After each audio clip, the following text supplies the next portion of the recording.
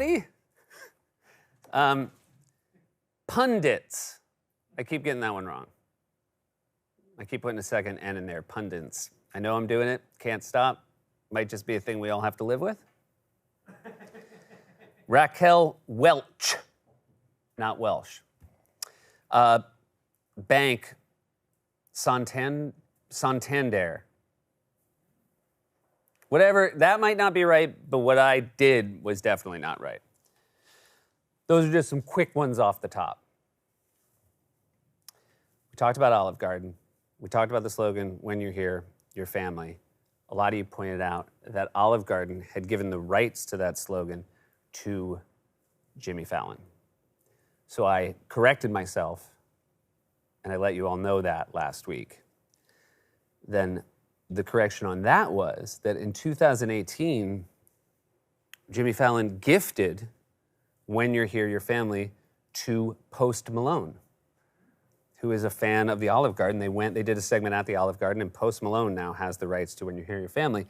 Then there was a loophole that allowed the Olive Garden to take a Post Malone lyric for their new slogan, which is Olive Garden, I've been hoes and popping pillies.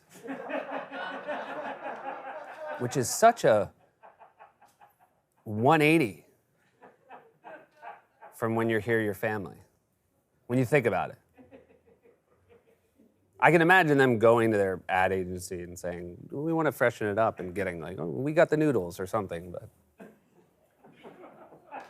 also outside just the language, it's the pronoun. It starts I've. Who's the I? Like the Olive Garden, it's not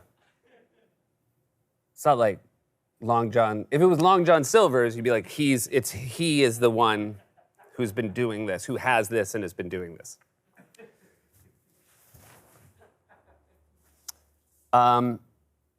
Speaking of dining establishments, Subway. We were talking about Joe Biden getting asked about, will inflation be a liability in the upcoming election?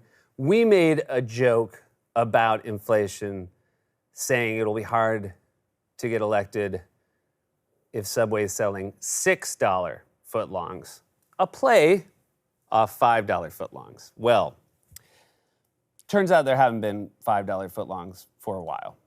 And many of you called me out of touch for not knowing what a footlong costs now. This is embarrassing. And because I do go to Subway, and I'm gonna probably get in trouble for even saying this.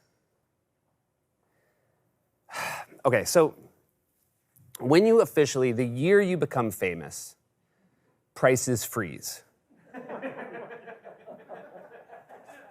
I don't agree with it. I don't think it's a good thing, but in 2008, a council of other famous people, it's all above board, voted me in. So those are my prices. And when I go to Subway, I'm like, let me just pay what it is. And they're like, no, Mr. They refuse, the people who work there. And then I'll say, look, I'll just do it. Let me give you, and then I see in their eyes, I get the sense that it's punitive on them if they charge me the modern day prices. Anyway, I don't agree with it. Oh, and also, this is cool, speaking of Subway, NBC just bought Eat Fresh for the nightly news with Lester Holt.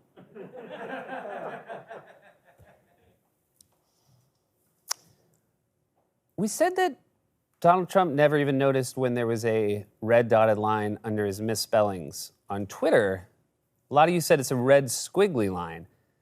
I think it's a dotted line on Twitter and a squiggly line on Microsoft Word. Maybe I'm wrong, but that's how I've always understood it to be. So I would like if you jackals can check on that and get back to me and admit you were wrong, that would be nice.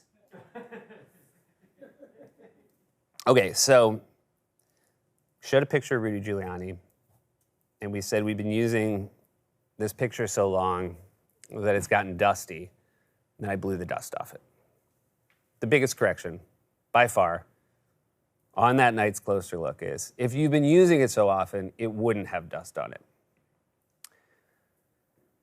Here's why that was hard for me to read. We run Closer Look back at the dressing room before the show every night with Wally holding the cards. And Wally, and there is a rule, Wally is not to give notes on a closer look. But Wally said basically what you said. If you used it so often, why would there be dust on it? And probably just to be stubborn, we said, no, Wally, it's an old joke. The idea is we've used it so much, it's become old. There is therefore dust on the oldness of the joke. Obviously, you all took Wally's side. So, Wally, I owe you an apology, and I'm very sorry. That's not to say Wally is pitching a perfect game this week. We do an annual Zoom meeting at NBC called Respect in the Workplace. And it's very helpful for us because we're now more than ever in a corporate culture. It's very important for people to respect one another. And it was on Zoom. And I think a few of us ended up on gallery view. And again, not everybody here is back at work. So it's a nice way to look at people's apartments.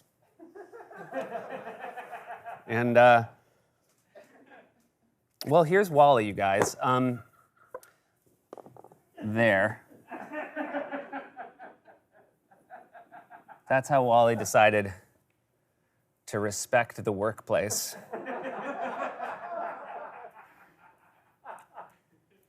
Now, with that said, we give Wally a lot of grief here, but no one works harder than Wally physically on our entire crew.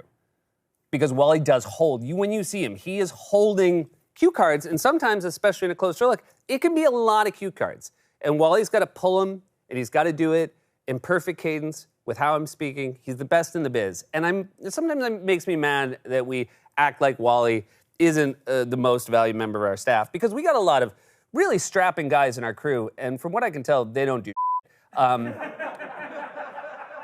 like, for real, like big guys, and they're like, I'm a camera guy. Everything's on wheels. I mean, we got this big guy, Kenny, and he just has always got maybe a cord. And Wally is holding physical stuff. And we call, we all call everybody here their name and what they move around. So it's Wally Cue Card, Paul Camera, Kenny Coil.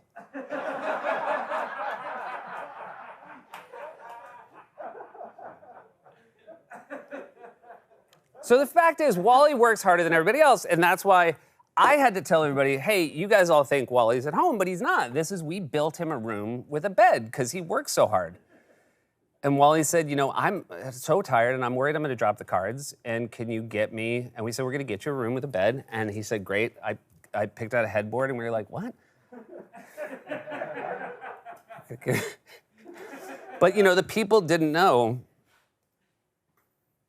The people didn't know on the call, especially, the woman who was running the meeting, who is, a legal expert on this sort of thing. And I felt like she was worried about Wally because all her questions started, I felt leading towards that. Because the questions were what would you do at work if, someone said something inappropriate about your dress? And then the next hypothetical was would you blink your eyes if your wife poisoned you and you were paralyzed in your bed?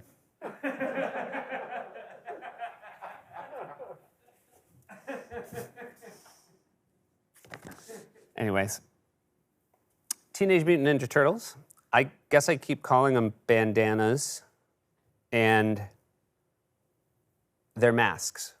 I was told, stop calling them bandanas. They wear masks. Although Donatello just stopped wearing his mask because last he checked, this was America.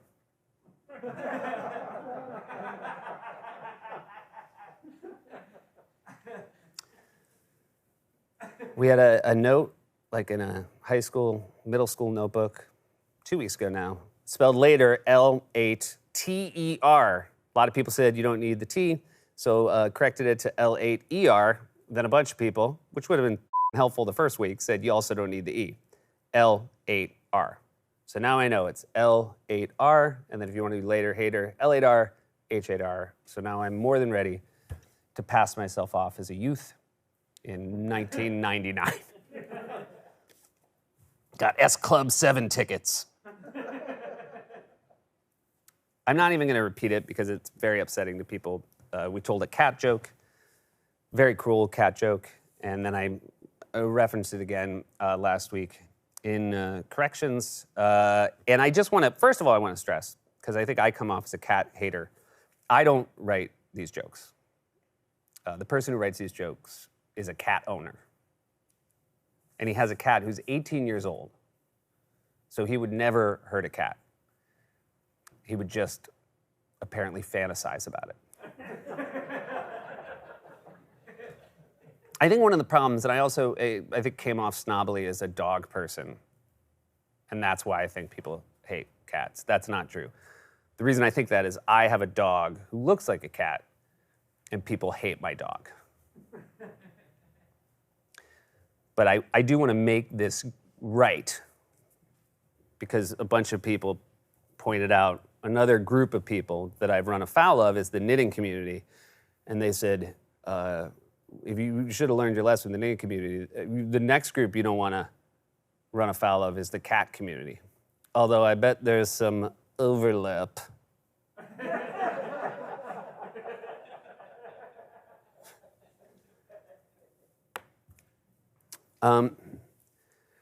Talked about Thomas Jefferson having to invent an excuse to his wife Martha about why Sally Hemings' kids had his eyes. And this was, somebody sent this in. Sometimes I like to print out the facts so I can read them exactly as they were written, which is Martha Jefferson died in 1782, and Sally Hemings' first child wasn't born until 1795, so it wasn't an affair, nor would she ever have seen the children. Also, Hemings was Martha Jefferson's half-sister, which means that all of Thomas Jefferson's children were both half-siblings and cousins. Fun! How was the family reunion? Bad! Oh, this, I forgot to read this. Again, this is not... someone wrote, this is a joke my grandfather used to say. This is about the cats. My grandfather used to say, if you guess how many cats are in this bag, I'll give you the boat of them.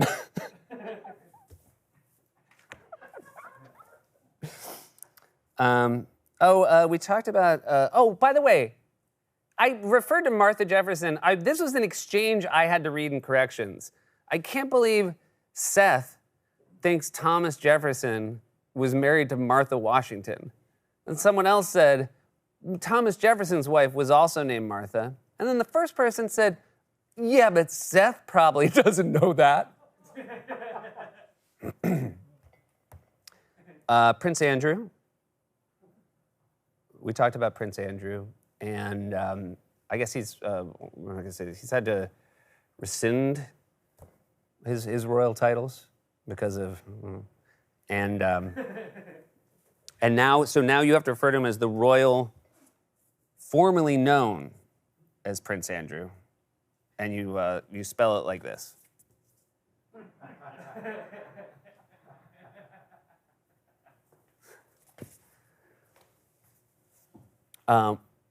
We referenced a writer of ours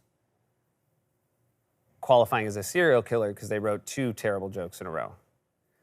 So in order to be a serial killer, it's got to be 3.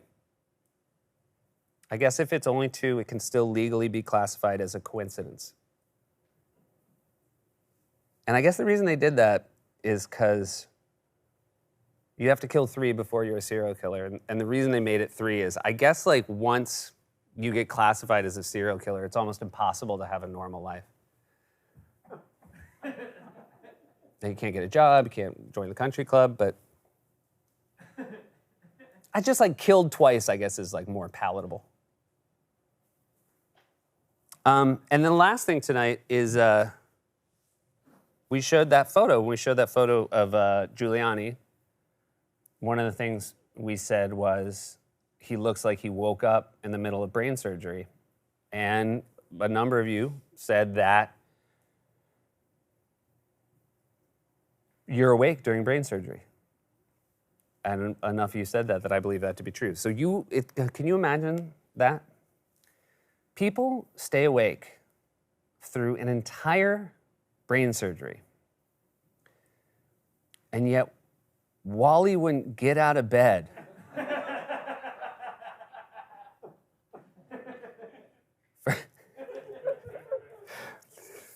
Well, we've done it again, everyone. See me next week.